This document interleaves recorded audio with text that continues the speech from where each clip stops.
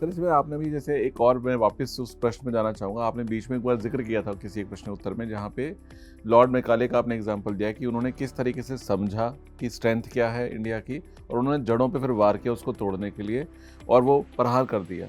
अब वो आज भी एजुकेशन प्रणाली वैसी चल रही है, कोई उसमें बदलाव नहीं है। तो आपके मतलब जो विचार हैं उससे तो क्लियर नज़र आता है कि इसमें बदलाव की ज़रूरत है। तो जब हम अपब्रिंगिंग करते हैं या कोई भी इंसान की जो सोच है उसको, उसके बारे में थोड़ा सा रोशनी डालें कि कैसे वो बदलाव कहाँ से हो सकता है, कैसे हो सकता है, या एक आम आदमी क्या रोल प्ले कर सकता है, एटलीस्ट अपने घर में कैसे बदलाव कर सकता है इस चीज़ को। देखिए, बदलाव यहाँ पर विचार का है, इमोशंस का है, काम का है, राइट। तो सबसे ज़रूरी है कि उसको समझना। अगर परिवार में 4 लोग हैं और 4 लोग एक दूसरे को नहीं समझते हैं तो कलह रहेगी, और अगर एक दूसरे से को समझ करके कॉपरेशन से रहेंगे तो प्रीति रहेगी।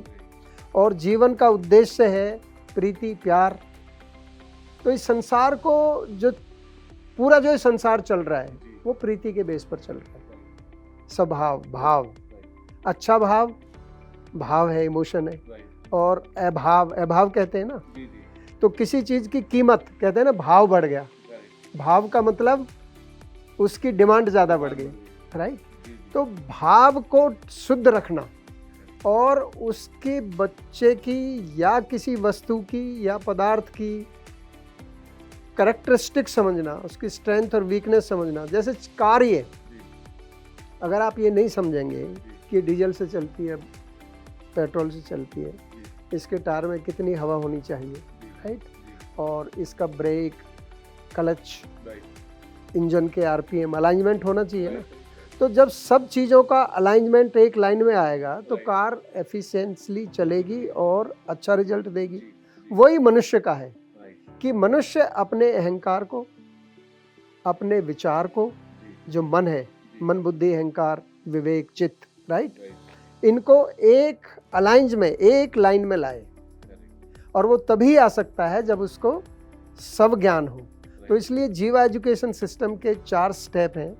We are creating change makers of tomorrow, right. और पहला है सेल्फ अवेयरनेस, कि बच्चा हर स्टेप पर अपने आप को लर्न करे। Learning by self, learning of self, learning of the self, by the self, of the self, for the self. तो अपने लिए सीखें, अपने आप खुद सीखें, अपने लिए सीखें। तो वही डेमोक्रेसी वाला 3 हो गया, बाय, हाँ, बाय सेल्फ, फॉर सेल्फ। दूसरा है सेल्फ मास्टरी। तो दिनचर्या से और स्वाध्याय से वो उसकी मास्टरी करे, जो अपनी स्ट्रेंथ है उसको मांझे, उसको निखारे, राइट। और फिर है सोशल एम्पैथी एंड इंटेलिजेंस। सद्भाव से उसको समाज में लागू करके पायलट प्रोजेक्ट करें, और फिर डिसीजन मेकिंग, फिर अपना करियर चूज करें, अपनी आइडेंटिटी बनाए, अपनी पर्सनैलिटी बनाए, उसको क्लियर है मैं ये हूँ, ये मेरा दोस्त बनेगा, ये नहीं बनेगा, राइट। मैं जॉब करूँगा, ये मैं जॉब नहीं करूँगा, मैं ये काम करूँगा, ये बिजनेस करूँगा, ये बिजनेस नहीं करूँगा। मैं ऐसी जगह घूमने जाऊँगा ठंडी जगह या नहीं जाऊँगा, ठंडी जगह मुझे सूट नहीं करती क्योंकि जुकाम हो जाता है, मुझे अस्थमा है, मैं वहाँ नहीं जाऊँगा। तो जितना ज्ञान आपको इनर नॉलेज होगी, तो जितनी आपकी इनर इंजीनियरिंग स्ट्रॉन्ग होगी, उतना ही आप बेटर समझेंगे इस वर्ल्ड को, और आप अवश्य सफल होंगे और आसानी से सफल होंगे। Right, great. तो इनर इंजीनियरिंग पे काम करना सबसे महत्वपूर्ण है।